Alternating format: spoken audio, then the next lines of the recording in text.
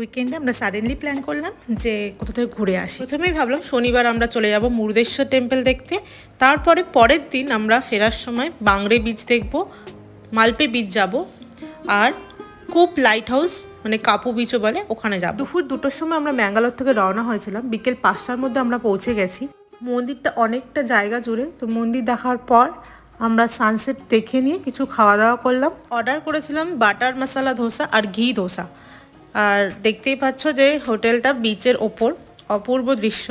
তারপর রাতের মুরুদেশ্বর টেম্পল দেখিয়ে নিয়ে মেলায় কিছু খাওয়া দাওয়া করে নিয়ে আমরা চলে গেলাম হোটেলের খোঁজে। প্রায় 8টার সময় আমরা ওখান থেকে বেরিয়েছিলাম। তারপর আমরা এই হোটেলটা দেখলাম যেটা রোড সাইডেই ছিল, আর নিচে ছিল ওদের খাওয়ার ব্যবস্থা। তো রুমটার ভাড়া ছিল 2000 টাকা। তো ওখানেই আমরা রাতে স্টে করে নিলাম। তারপর সকালে আমরা বেরিয়ে পড়লাম বাংরে বিচের উদ্দেশ্যে।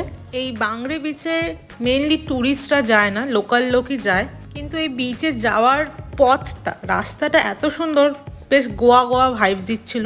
আর দেখতেই পেলে রুট ম্যাপে যে দুদিকেই জল। এই অপূর্ব দৃশ্য দেখতে দেখতে আমরা পৌঁছে গেলাম বাংরে, যেটা হচ্ছে একদম শেষ পয়েন্ট। এরপরে আর ল্যান্ড নেই, এরপরে সমুদ্র।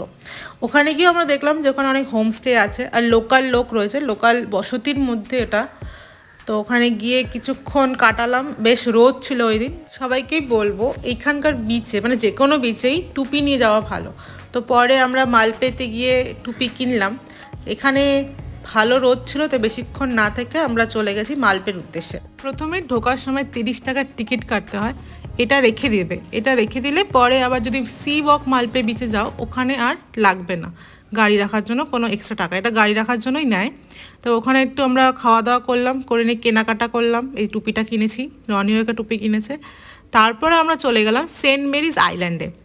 এইখান থেকেও যাওয়া যায় আইল্যান্ডে, আর মালপে সি ওয়াক মালপে থেকেও যাওয়া যায়। এখান থেকে গেলে এরকম ছোট বোটে যেতে হয়। আমার মনে হয় এটা বেটার, একটু টাকাটা বেশি নেয়, পার পার্সন 400 টাকা করে নিয়েছে। মতো আইল্যান্ডে থাকার সুযোগ দেয়। জলটা এত সুন্দর নীল, যেন মনে হচ্ছে লাক্ষাদ্বীপে চলে গেছে। তারপরে বাটার মিল্ক খেয়ে গা ঠান্ডা করে আমরা চলে গেলাম সি ওয়াক মালপেতে। ওখানে গিয়ে রনি হাজারবার শাহরুখ খানের পোজ দিল। তারপর আমরা চলে গেলাম কাপু বিচের উদ্দেশ্যে। ওখানে আছে লাইট হাউস। মাত্র 30 মিনিট লেগেছে মালপে থেকে কাপু পৌঁছাতে। গিয়ে লাইট হাউসে 10 টাকার টিকিট কেটে ওপর থেকে পুরো বার্ড আই ভিউ দেখলাম, অপূর্ব। আমার আর রনির লাইট হাউসে উঠতে খুব ভালো লাগে, কারণ ওখান থেকে মনে হয় যেন পুরো শহরটাকে দেখতে পাচ্ছি। একটু ভয় লাগে, আর সানসেটটাও অপূর্ব লাগে। দেখে নিয়ে কিছু খাওয়া দাওয়া করে আমরা রওনা দিলাম বাড়ির উদ্দেশ্যে। দেখা হবে নেক্সট ভিডিওতে, টাটা।